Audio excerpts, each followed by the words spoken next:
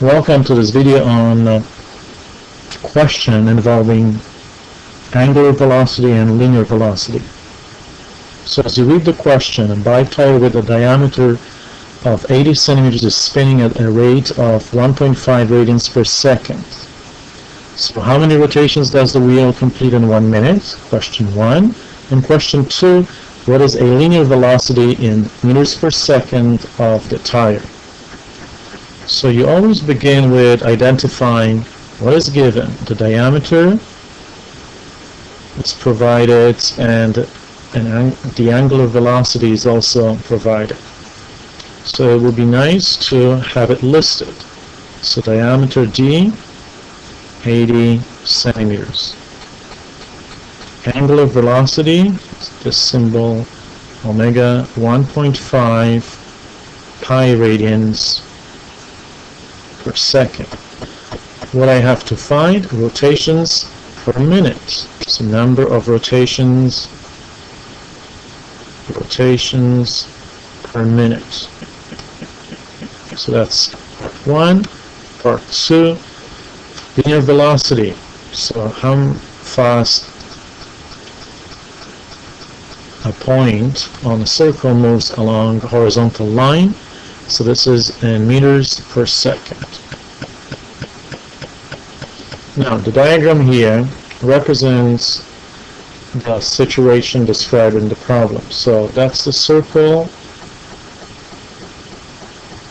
origin, or the radius now is 40 since this is half of the diameter.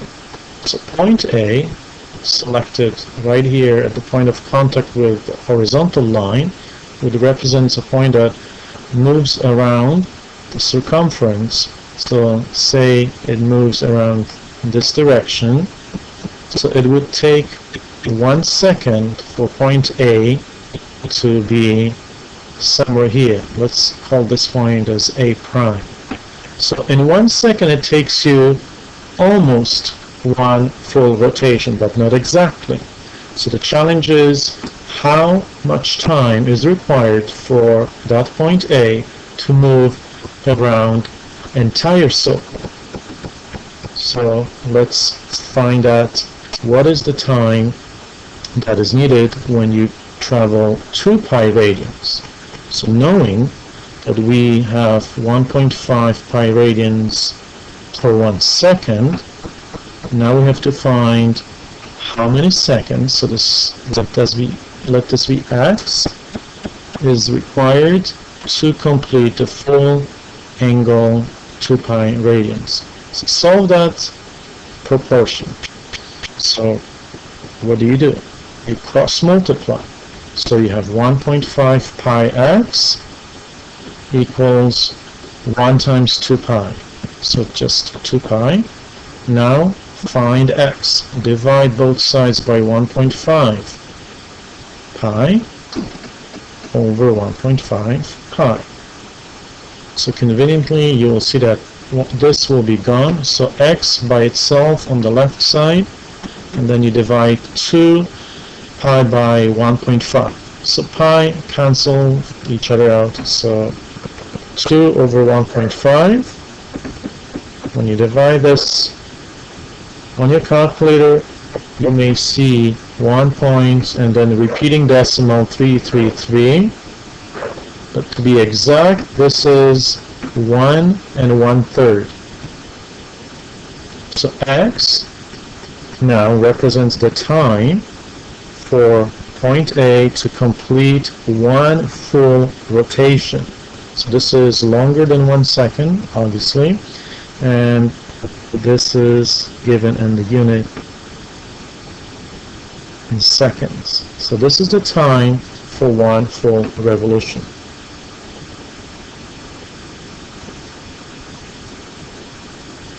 So the time here to complete 1 revolution is 1 1/3 of a second. So 1 1/3 represents 1 full revolution. Now we have to find number of revolutions of rotations in 1 minute.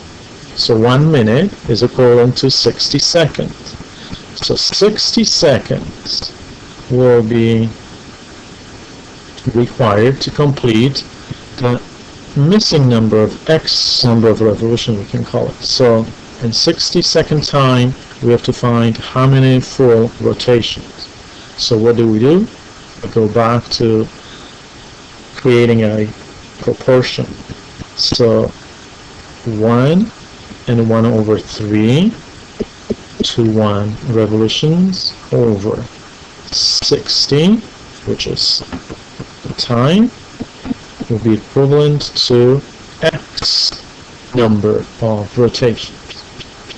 Solve that for x. So in this time, x represents number of rotations. So cross multiply. 1 and 1/3 is essentially 4 over 3. So 4 over 3x is equal to 60 times 1, which is 60. Divide both sides by 4 over 3. Divide by 4 over 3.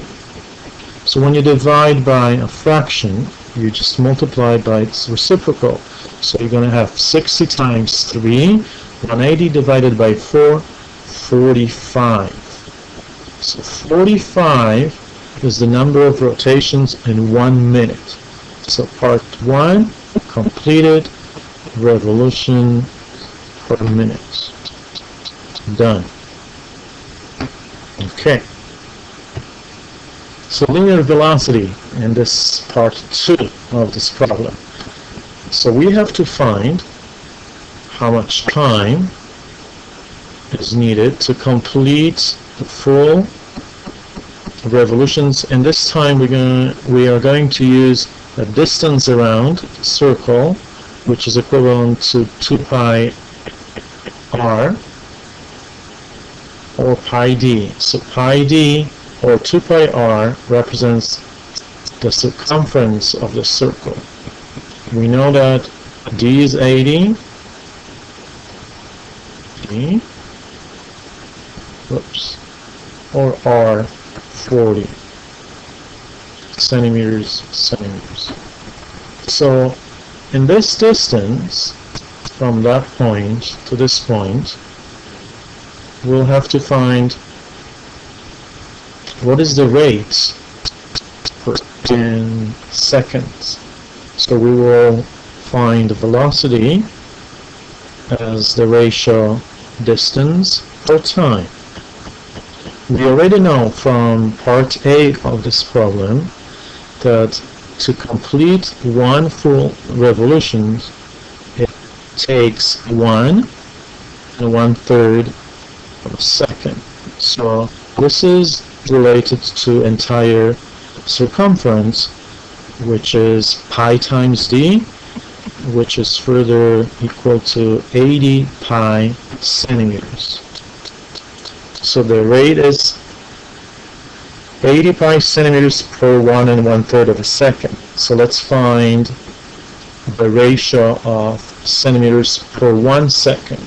So simply divide 80 pi, divide by 1 1/3. So you know that this is 4 over 3. So further down you go 80 pi divided by 4 over 3. So carefully here, this is number 80 pi divided by a fraction. So to divide by fraction, you have to remember that we have to switch this into a multiplication and then multiply by reciprocal. So times 3 over 4. So 80 times 3, 240 pi divided by 4. So you'll get 60 pi centimeters per 1 second. So this is the velocity in centimeters per second. We need to convert this unit into meters per second. So this is, however, exact statement. This is not what the question was asking. The question said, find the linear velocity in meters per second. So multiply 60 by times pi and divided by 100 because we are changing centimeters into meters. So further, when you do that, you will see on your calculator 1.88 meters per second. So this is the linear velocity. So this is how fast a point A would travel along a straight line. That same point A that was traveling around the circumference in part A. Now, one more thing before we go. Linear velocity also is given by the following formula: angular velocity times the radius. But we may not know this. This is why we have gone through this process to find the linear velocity. If you're familiar with this formula, maybe from your physics course, then you will quickly see that since angular velocity was given as 1.5 pi radians per second, and the radius of the circle is 40, so when you do the math, 1.5 times 40 is 60 pi centimeters per second, and converting it to meters per second, we get exactly the same answer, 1.88 meters per second. So, I hope you have enjoyed this video, and I will see you next time. Thank you for watching.